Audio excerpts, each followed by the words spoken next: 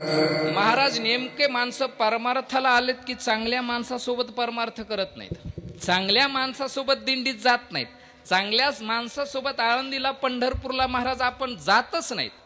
मला सांगा, आपण आत्तापर्यंत महिला मंडळ लक्ष आहे तुमचं, आत्तापर्यंत आपण वाईटच ऐकत आलोय दादा महाराज, वाईटच. तुम्ही म्हणता कसं काय महाराज? मी उदाहरण देतो जाधव साहेब.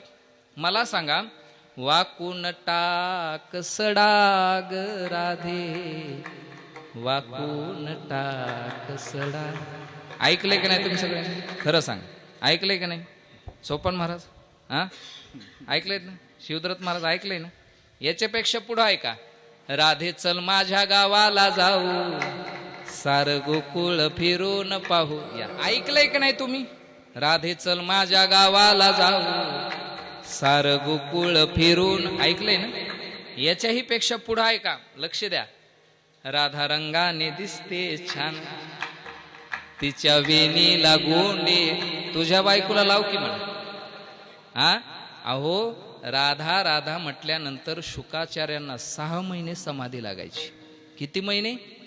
6 महिने.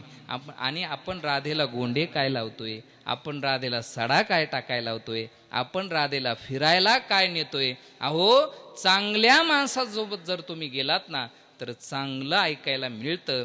आळंदीला पंढरपूरला आल्यानंतर सुद्धा माणसं चांगल्या माणसासोबत जात नाहीत महाराज.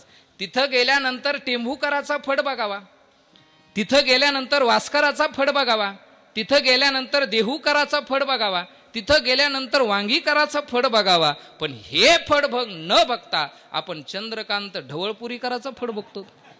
हा अहो, एका जनार्दनी जाई साधू दर्शन.